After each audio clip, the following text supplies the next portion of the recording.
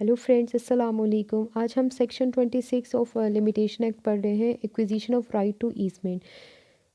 इसको देख लेते हैं कि ईजमेंट क्या होता है। कि राइट आपको मिलता है जब आप कोई एक लैंड, यानी फॉर एग्जांपल मैं आपको एग्जांपल देती हूँ कि ए का घर है, ए के घर के साथ ही अटैच प्लॉट है जो कि B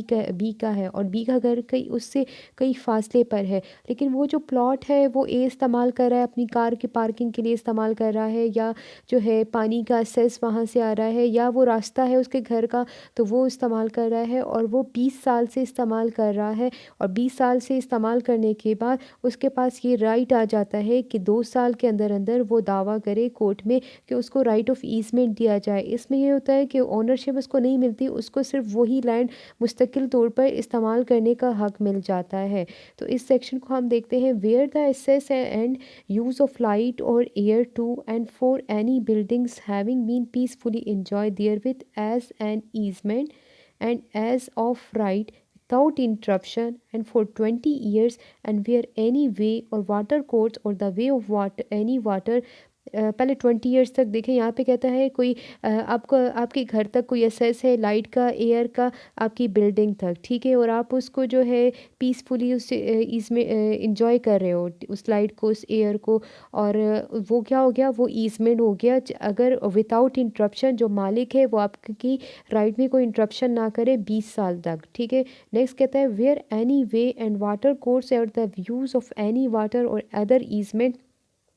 whether affirmative or negative, has been peacefully any open enjoyed by any person claiming title thereto as an easement and as of right without interruption। अब यहाँ पर दूसरी बात क्या कर दी है कि वाटर है या वे टू वॉल्क है, ठीक है, एनी वे चलने का रास्ता है, या पानी है जो कि पानी आप इस्तेमाल कर रहे हो, या पानी का आने का बहाव मतलब कि आपके घर की तरफ है और यानी खेतों की तरफ है। तो क्या हो गया कि वो जो है आप पानी को अगर 20 ईयर्स तक इस्तेमाल कर रहे हो पीसफुली, और आपको जो ओनर है वो भी इंटरप्शन नहीं कर रहा, तो आपका यहाँ पे ईजमेंट राइट ऑफ ईजमेंट हो जाता है। And for 20 years the right to which access and use of air और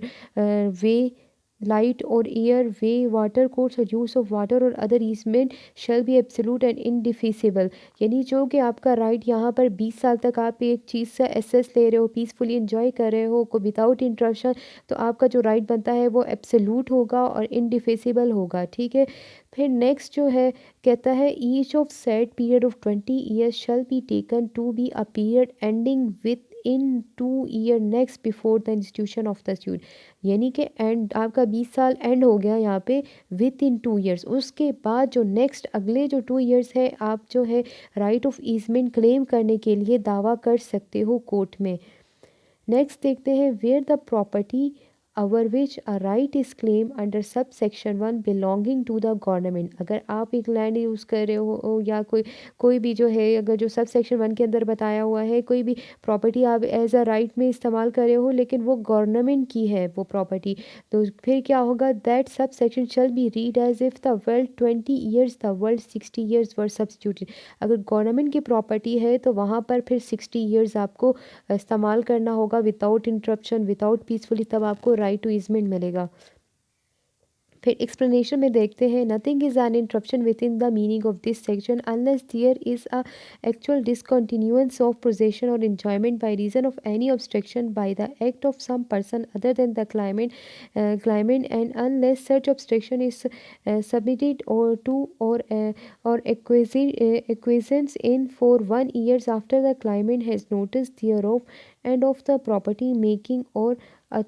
authorizing the same to be made। कहता है अगर जो है विदाउट आपको ये जो राइट मिलेगा तो विदाउट जो है एक्चुअल डिसकंटिन्यूएंस, यानी कि कोई भी अगर उसमें इंटरप्शन ना करे, अगर और कोई इंटरप्शन करता है तो वो क्लाइमेट ना हो बल्कि जो थर्ड पर्सन हो वो अगर इंटरप्शन करे तो फिर वहाँ पर आपका ईजमेंट नहीं बनेगा। और वहाँ मतलब कि वो जो आपका अगर कोई ऑब्स्ट्रक्शन करे और वो ऑब्स्ट्रक्शन 1 साल तक हो, यानी फॉर एग्जांपल आपने 15 साल एक ज़मीन यूज़ की ईजमेंट के राइट में, लेकिन